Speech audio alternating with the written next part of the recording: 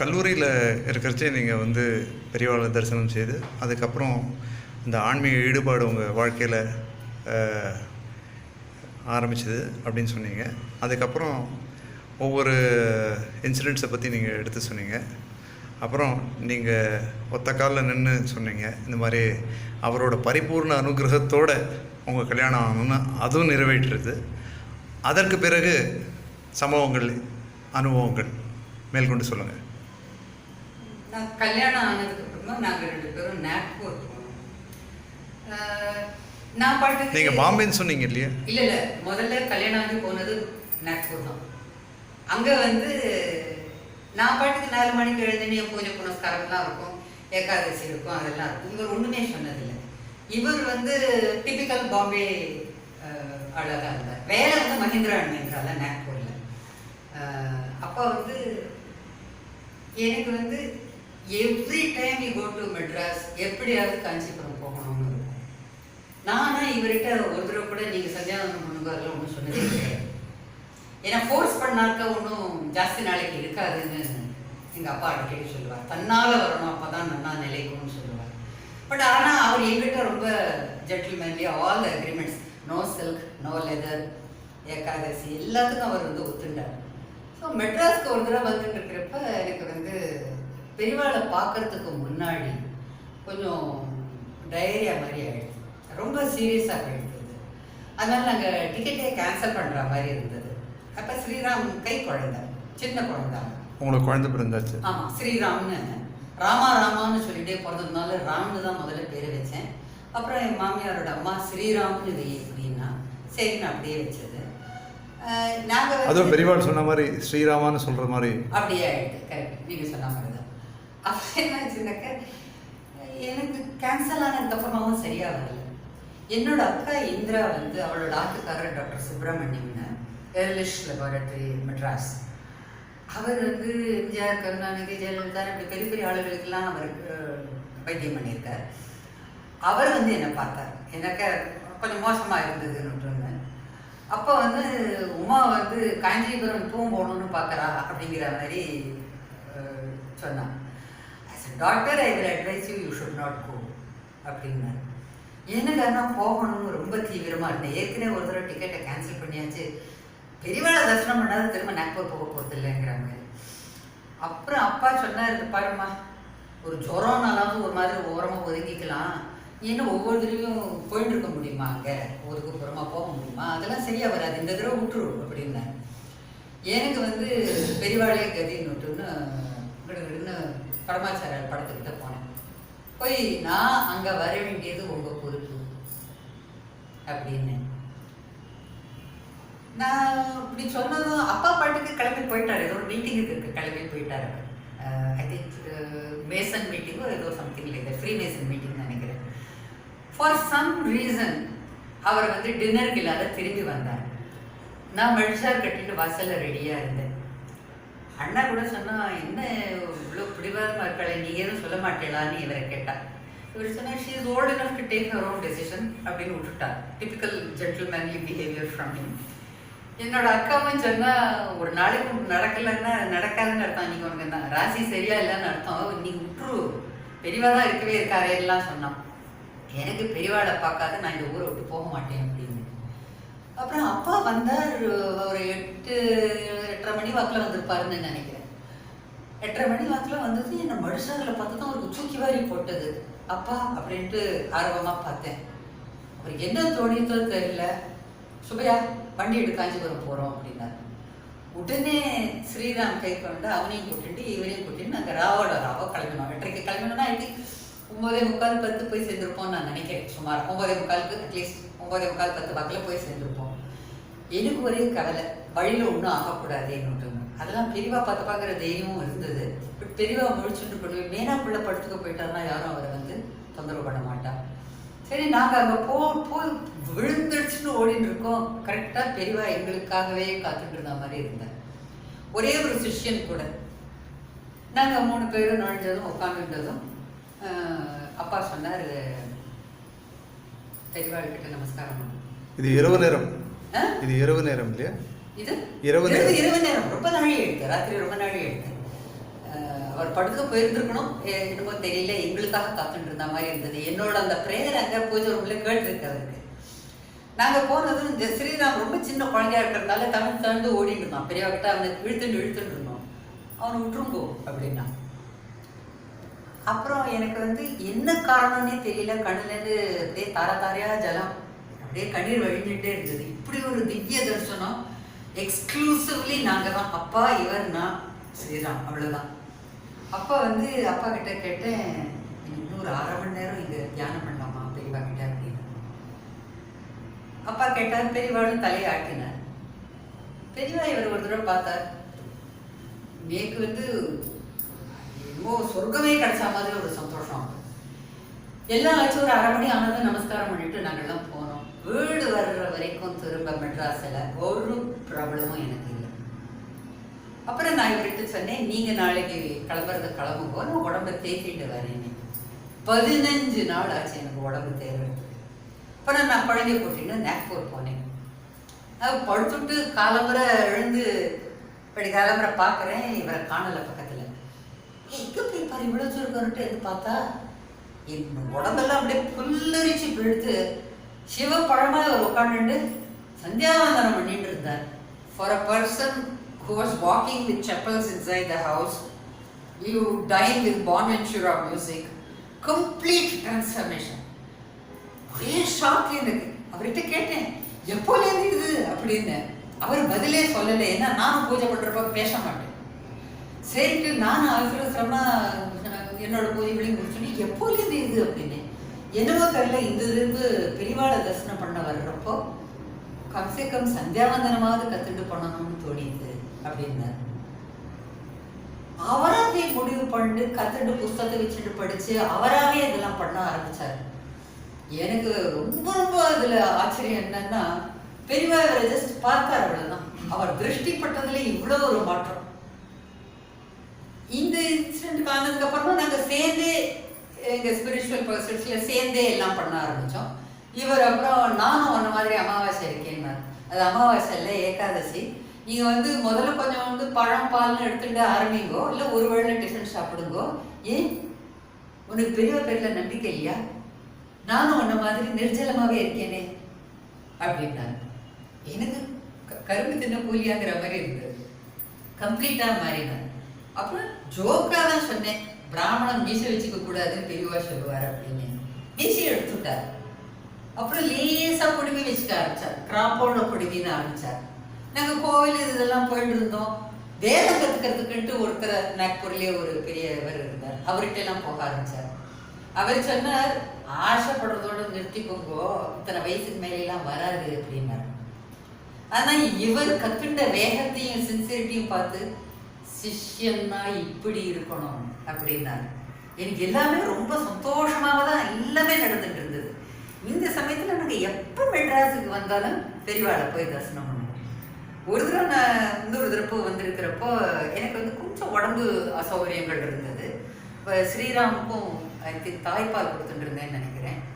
அப்போ ஏகாதசி வந்தப்போ இவாள்லாம் உனக்கும் உடம்பு தேரணும், நீ இந்த சமயத்தில் நிர்ஜல உபவாசம்லாம் இருக்காத அப்படின்னு அம்மா சொன்னான். அப்பாவும் சொல்லி பார்த்தா, குழந்தைக்கெல்லாம் பால் கொடுக்கணுமேம்மா அப்படின்னு.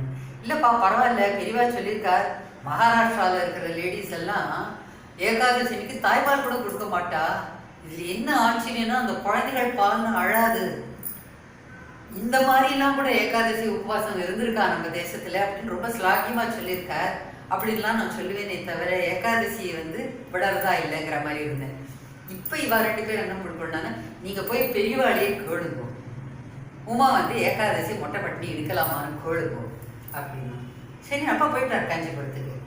அங்கே போகிறப்ப சிலருக்கு தெரிஞ்சிருக்கும், வைத்திய சுப்பிரமணியர்னு ஒருத்தர் இருக்கார். அவர் இந்த சாஸ்திரம் இதுலாம் நல்லா விஷயம் தெரிஞ்சவர். இன்னும் சிலரும் அங்கே வந்திருந்தா. அப்போ அவளும் இந்த மாதிரி விஷயம் தெரிஞ்சவாளாலாம் இருந்தா. என்ன கேட்க போறாருன்னு தெரிஞ்சதும் அவள் சொன்னா, ஆக்சுவலாக ஸ்திரீகள்லாம் இவ்வளோ கடுமையாக இருக்கணும்னு எதிர்பார்க்கறதே கிடையாது. சுமங்கலிகள் மொட்டைப்பட்டி இருக்கவே கூடாது. இப்படி நிர்தாட்சியம் இல்லாத இருக்காது நம்மளோட சாஸ்திரங்கள்லாம். நீங்கள் கவலையப்பட வேண்டாம், அவள் தாராளமாக சாப்பிடலாம், இந்த சமயத்தில் அவசியம் சாப்பிடணும் அப்படி இப்படின்லாம் எல்லாரும் சொன்னான். எங்கள் அப்பா சொன்னால், பெரியவா என்ன சொல்லணும் தான், பெரியவா சொன்னாதான் அவள் கேட்பா அப்படின்னு பெரியவா கிட்ட என்ன சொல்லணுங்கிறத சொல்லட்டும் அப்படின்னு. சரி, இவாளும் கூடவே வந்தா. பெரியவா கிட்ட அப்பா இது மாதிரி நாசுக்கா சொன்னார் விஷயத்த. இவ மொட்டை பட்டினி இருக்கா ஏகாதசி அன்னைக்கு, மாமி ஆத்து மாமிக்கு ரொம்ப சங்கடமாக இருக்கு அவள் அம்மாவுக்கு, நீங்கள் சொன்னாதான் அவள் கேட்பா, இவன் இந்த மாதிரி ஏகாதசி நிர்ஜல உபவாசம் இருக்கலாமா அப்படிங்கிறத நீங்கள் தான் சொல்லணும் அப்படிங்கிறாங்க. பெரியவா சொன்னால் கேட்பா அப்படின்னு. ஸோ கூட இருந்தவாளும் தே வாண்டட் டு நோ இவ பெரியவா என்ன சொல்கிறா அப்படின்னு. பெரியவா கொஞ்ச நேரம் பேசாதே இருந்தார். அப்புறம் அவகிட்டே முடிவு விட்டுரும் போலேன் அப்படின்னார். எல்லாரும் ஸ்டண்ட். யாரெல்லாம் இல்லை இல்லை சாஸ்திரத்தில் இவ்வளோ கடுமையெல்லாம் இருக்கவே இருக்காது, மொட்டை பண்ணி இருக்கவே கூடாது சொன்னவாள்லாம், பெரியவா சொல்லுவாரா யாராவது விரதம் இருக்கேன்னா நீ இருக்காதன்னு பெரியவா சொல்லுவாரா, அதுதான் பெரியவா அப்படின்னு விட்டு போனான். ஸோ நானும் வழக்கப்படி இருந்துட்டு இருந்தேன். இவரும் கொஞ்சம் கொஞ்சமாக நான் இனிமே இருக்கேன்னு இருக்க ஆரம்பித்தார். ஸ்ட்ரெயிட்டாகவே 2 பேரும் நாங்கள் ஏகாதசி விரதம் எல்லாம் இருந்தோம். இந்த மாதிரி இது நடந்துட்டு இருக்கிறப்ப பெரியவா அடிக்கடி சொல்லுவார், நீங்கள் சமையல் பண்ணுறப்போ கொஞ்சம் ஏழைகளுக்கும் கொடுக்கணும். ஸோ நாங்கள் அப்போது அபியங்கருங்கிற ஒரு மகாராஷ்டிரன் பிராமன் அவள் வீட்டில் டெனண்ட்டாக இருந்தோம். ஸோ வாரம் நான் வந்து கதம்ப சாம்பார் சாதம் மாதிரி நிறையா பண்ணுவேன். பெரிய ஒரு இது உண்டு, அதில் பண்ணி ஸ்லம் சில்ட்ரன் வேலைக்காரிக்கிட்ட சொல்லி உங்கள் ஸ்லம்மில் இருக்கிறவாளெல்லாம் குழந்தைகளை கூட்டிகிட்டு வா அப்படின்ட்டு சொல்லிட்டு கொடுத்துட்டு இருந்தேன். இந்த மாதிரி கொஞ்சம் வாரங்கள் போச்சு. அப்புறம் எங்கள் லேண்ட்லேடி வந்து இதுக்கு வந்து ஒத்துக்கலை, இந்த மாதிரி ஸ்லம் சில்ட்ரன்லாம் இங்கே வரக்கூடாது அப்படின்னா. சரி, நான் அந்த வேலைக்காரிக்கிட்டே தூக்கு கொடுத்து நீ இனிமேல் அங்கேயே கொடுத்துக்கோ, பாத்திரத்தை அடுத்த நாள் கொண்டு வா அப்படின்லாம் சொல்லிட்டு இருந்தேன். அப்புறம் வீடு மாறவிட்டு இதெல்லாம் விட்டு போயிடுது. பட் அதில் ஒரு நிறைவு இருந்த சமயத்தில் இந்த அபியங்கரோட அம்மா இருந்தா, ரொம்ப வயசான அவள் மகாராஷ்டிரன் டைப்பில் நவாரி தான் கட்டிப்பாள், ராம பக்தி. டாக்டர்கிட்ட போனது கிடையாது, ஸ்பெக்ஸு கூட போட்டுக்க போகலை. வாசலில் உட்காந்துட்டு இப்படி வச்சுட்டு சூரிய வெளிச்சத்தில் பேப்பர் படிப்பாளே தவிர மகாபக்தர், ராமபக்தர். அவர் ராம ஜபம் சொல்லி சொல்லி ஐ திங்க் அவள் நார்களே தழும்பு ஊறியிருக்கும். அவ்வளோ நல்ல சாத்தியமான ஒரு லேடி. ஒரு சமயத்தில் ஒரு ஓல்டு பிச்சைக்காரன் மாதிரி ஒருத்தர் வந்தார். வந்ததும் கொஞ்சம் சாப்பாடு அப்படிங்கிற மாதிரி காணாமலே காக்கியா அப்படிங்கிற மாதிரி ஏதோ கேட்டிருக்காரு. அந்த மாமி ஜா ஜா அப்படின்ட்டான். நான் இதை கொஞ்சம் கூட எதிர்பார்க்கல. எவ்வளோ ராமராமன் சொல்கிறவ ஒருத்தர் சாப்பாடு கட்டி வரப்போ இப்படி விரட்டுறான்னுட்டு இங்கே வாங்குற மாதிரி கூப்பிட்டு அவர்கிட்ட கொடுத்தேன். அப்போ நான் ஸ்ரீராமுக்கு ரசஜாதத்தை ஊட்ட ட்ரை பண்ணிட்டு இருந்தேன். ரசங்கள்லாம் இருந்தது. இன்னும் அவருக்கு கொடுத்தேன். அவருக்கு கொடுத்துட்டு நீங்கள் சாப்பிடுவோம் நிறையான்ட்டு அவருக்கு சாப்பாடு போட்டேன். பாக்கின்னு இருந்தது கொடுத்துட்டு என்ன ஒரு தப்பு பண்ணிட்டேன்னா அலகு வைவோம் அப்படின்னேன். சரி, நான் வர அலம்பிட்டு போயிட்டேன். போனது நான் டக்குன்னு கொஞ்சோன்னு சரி ஒன்று சாப்பிட்றதா தெரியலன்னு பாக்கி ரசத்தை இப்படி எடுத்து குடித்தேன். எனக்கு வந்து அதாவது என்ன ஐஃப்ரோஸ் ஐநோ ரீசனபிளி நான் ஒரு மாற்று மாறானா ரசம் பண்ணுவேன்னு தெரியும். அமிர்தம் மாதிரி இருந்தது இந்த ரசம். இம்மிடியட்லி ஐ தாட், பிரிவா சொல்லியிருக்கார், நீங்கள் போடுற சாப்பாட்டில் யாராவது ஒரு ஆத்ம ஞானி வந்து உட்காரலாம், அது மகா விசேஷம்னு சொல்லியிருக்காரு. விழுந்துடுச்சுன்னு ஓடினேன் வாசலுக்கு. எங்களோட அபியங்கர் வீட்டு வாசல் வந்து அது எப்படின்னா அந்த ரோடு ரொம்ப பெருசு. ஸோ இந்த பக்கமும் அந்த பக்கமும் பார்க்குறேன். இதில் மினிட் ஆர் 2 அந்த பிச்சைக்காரர் மாதிரி வந்தவரை காணல. There is no way he could have crossed that road. இப்பவும் எனக்கு ஒருவேளை அது பெரியவாளே வந்தாரோன்னு ஒரு சந்தேகம். அது அந்த மாதிரி ஒரு ரசம் டேஸ்ட்டு அம்ப்ரோசியானா அதுதான். அது மாதிரிலாம் ஆயிட்டு இருந்தது. ஸோ இந்த ஒரு இது ஆனதும் ஒரு தடவை நாங்கள் வந்து வழக்கம் போல் ஒவ்வொரு தடவை மெட்ராஸுக்கு வர்றப்போ காஞ்சிபுரம்னு போயிட்டு இது பண்ணிட்டுலாம் இருந்தோம். இப்படியே எங்களோட இல்வாழ்க்கை இந்த இடத்துல ரொம்ப சுமூகமாக நடந்துட்டு இருந்தது. ஒரு தடவை இவருக்கு என்ன ஆச்சுன்னாக்க, அவசரமாக ஆஃபீஸில் மீட்டிங் இருக்குது, கொஞ்சம் சீக்கிரமாகவே போகணும் அப்படின்னுட்டு டப்பா ரெடி பண்ணிவிடு அப்படின்னா. சரி, நாங்கள் கிடுக்கிடுன்னு சப்பாத்தியை பண்ணிவிட்டு பூஜையை முடிஞ்ச கையோட எப்போவுமே குளிச்சுட்டு முதல்ல பூஜையை முடிச்சுட்டு தான் பாலை நைவேத்தியம் பண்ணி பெரியவாளுக்கு அப்புறம் தான் நாங்கள் பால் ஓட்டியோ எடுத்துக்கிறது. அவசர அவசரமாக குக்கரில் வந்து பருப்பு, கீரை, மஞ்சப்பொடி எல்லாத்தையும் டைரெக்டாக போட்டுட்டேன். போட்டேன், குக்கர் ரெடியே ஆகலை. அது என்னடா அது இன்னும் சவுண்டு வரலையேன்னு பார்த்துட்டே இருந்தேன்.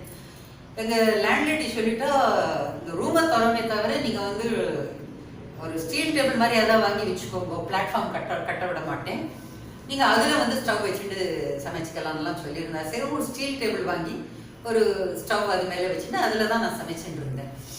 நான் இந்த மாதிரி ஆகிறதுன்னுட்டு இந்த டப்பா இதில் தனியாக சப்பாத்தி பண்ணி வச்சுருந்தேனோ, ஆனால் ஏன் இன்னும் ஆகலைன்னு இப்படி தட்டினேன். அவ்வளோதான், ஒரு ஹியூஜ் எக்ஸ்ப்ளோஷன். என்ன நடந்ததுன்னே தெரியல, எனக்கு கண்டு தெரியல. அப்புறம் பின்னால தான் தெரிய வந்தது, ப்ரெஷர் குக்கர் மேலே போய் அது கீழே விழுந்து என் கையெல்லாம் ஸ்கால்ட் ஆகிடுது. மடிசாரில் காட்டனில் இருந்ததுனால பழைச்சேன், ஏன்னா இன்னும் நைவேத்தியம் ஆகலை அதனால.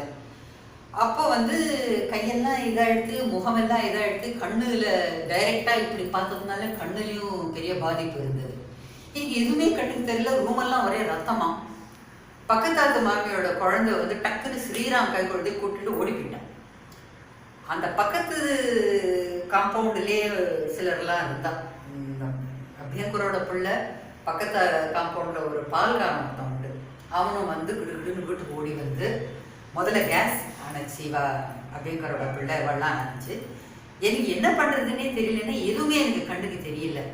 ஆனால் பூஜரும் கார்னரில் பரமாச்சாரியோட ஒரு பிளாக் அண்ட் ஒயிட் படம் இருந்தது. அது மாத்திரம் எனக்கு கண்ணில் பட்டது. I could see him. I could not see anything else. வீடு முழுக்க அப்படியே இந்த பிகாசோ ஸ்கல்ப்சர் மாதிரி பெயிண்டிங் மாதிரி அது பக்கம் பக்கமாக மஞ்சள், கிரீன், எல்லோ அப்படிங்கிற மாதிரி எல்லாம் செதறி இருந்தது சாமான்கள்லாம். எப்பவுமே வெளியூரில் பிரின்சிபலாக இருக்கிற மிஸ்டர் அபியங்கர் எதேச்சா அன்னைக்கு அங்கே இருந்தார். பக்கத்தாத்துலேயும் ஒரு minister, chief minister, ex chief minister of Madhya Pradesh Arjun சிங்கோட தம்பி மாஹிப் சிங்னு அவர் இருந்தார். அவர் கல்யாணம் பண்ணுறதோ ராஜ பரம்பரை போல இருக்கு. அவளுக்கு 5 times செக்யூரிட்டி மாறுவா. அவர் ஒரே ஒரு காரணமும் இல்லாத அவர் ஜெய்ப்பூர் போகிற ட்ரிப்பை கேன்சல் பண்ணார். அவர்கிட்ட தான் வண்டி இருந்தது, எங்ககிட்ட கார் கிடையாது. இதுக்காகவே எல்லாரையும் தயார் பண்ண மாதிரி இருந்தது. அபியங்கர் வந்தார், அவருக்கு பேர் நல்ல பேர். மாஹிப் சிங் இருந்தார், அவருக்கு கார் வசதி. அந்த டாக்டர் கிட்ட அவர் ஏற்கனவே ஹார்ட்டுக்காக வேண்டியா போயிருந்திருக்காரு. உடனே என்னை தூக்கிட்டு போனான். என்ன அங்கே தூக்கிட்டு போனா எனக்கு வேற ஒண்ணுமே இல்லை, ஸ்ரீராம்னு தான் சொல்லிட்டு இருந்தேனே தவிர எனக்கு ஒண்ணுமே தெரியல. அங்கே போயாச்சு. ரொம்ப ஷாக்கில் இருந்ததுனால அங்கே மேலே போய் அந்த ப்ரெஷர் குக்கரோட குண்டு விழுந்து இங்கே வந்து அது கட்டாகி இந்த இடத்துல இப்போவும் எனக்கு வந்து பல்ஸ் அந்த இடத்துல பார்க்க முடியாது. அதனால எனக்கு ஷாக்கில் இருந்ததுனால அவள் டாக்டர் உடனே ஸ்டிச் போட்டுட்டா, so that they can stop the bleeding. But அதை மாத்திரம் பண்ணிட்டு அவள் சொன்னா, இந்த மாதிரி இது வந்து டவுரி கேஸாக இருக்கும், நாங்கள் எடுத்துக்க மாட்டோம் அப்படின்னா. எவ்வளோ சொல்லி கேட்கல. கடைசி எங்கள் தெருவிலேயே அஞ்சந்தேன்னு ஒரு பெங்காலி கிரிமினல் லாயர், ரொம்ப ஃபேமஸ் அங்கே, அவர் ஃபோன் பண்ணி இல்லை இவாள்லாம் அப்படின்லாம் சொல்லவே பெங்காலி ஊத்துட்டு அப்புறம் தான் எனக்கு இந்த ட்ரீட்மெண்ட் எல்லாம் பண்ணினார். ஆனால் கண்ணு they thought it will go, there is no other go, ரொம்ப பேடாக இதாகிருக்கு அப்படின்னு. மெடிக்கல் இதுலேயும் இவாளும் இருந்தாலும் ஒரு ஸ்பெஷலிஸ்ட், ஐ ஸ்பெஷலிஸ்ட்டை வரவழைச்சான். அவள் பார்க்க முடியுறதான்லாம் கேட்டாள். முடியுது அப்படின்னு. அவளுக்கு ஒரே ஷாக்கு, இது என்னமா சாத்தியம் அப்படின்னு. இந்த விஷயம் எங்கள் அப்பாவுக்கு சொல்கிறப்ப எங்கள் அப்பாவோட ஒரே தங்கையோட முதல் பையனோட கல்யாணம். விழுந்துடுச்சுன்னு கிளம்புறதுன்னு முடிவு பண்ணிட்டார். இவர் ஊரை விட்டு கிளம்புறாரு, நாக்பூர் போகிறாங்கிற விஷயத்த சொல்லிட்டார் அப்பா, மூடி மறைக்கலை. அம்மா நானும் வரேன் அப்படின்னாலாம். அப்பா சொன்னார், வேண்டாம், நான் கேரள பிளாட்ஃபார்ம்ல போயிடுவேன், நான் போயிடுறேன் அப்படின்னு. ராமகிருஷ்ண தீட்சிதர்னு அப்பாவுக்கு ரொம்ப க்ளோஸ். அப்பா நடத்தின ஒரு சம்ஸ்கிருத ஸ்கூலில் அவர் ரொம்ப பொறுப்பாக நல்லா பார்த்துட்டார். அவர் முதல் காரியமாக காஞ்சிபுரம் போய் பரமாச்சாரிட்ட போய் நீலகண்டியரோட 4வது பொண்ணு வந்து நாக்பூரில் தெரியும் அப்படின்னாரு. ஸோ அவர் என்னை விட்டு தூரம் இருந்தாலும் அவர் என்னோடையே இருக்கார் அப்படிங்கிறது இதுலேருந்து ரொம்ப வெட்ட வெளிச்சமாக தெரியுது. யார் எங்கே இருந்தாலும் அவரோட அனுகிரகம் பரிபூர்ணமாக நிச்சயமாக இருக்குது. அவர் வேற நம்பினோர் கைவிடுவதில்லை தான் அவரை பொறுத்த வரைக்கும். எனக்கு கண்ணு தெரிஞ்சது ஒரு மிரக்கல். பெரியவா எப்பவும் சொல்வார், நீங்கள் ஷண்மக ஸ்தாபனம்னா 6 தெய்வங்களையும் நமஸ்காரம் பண்ணோம்.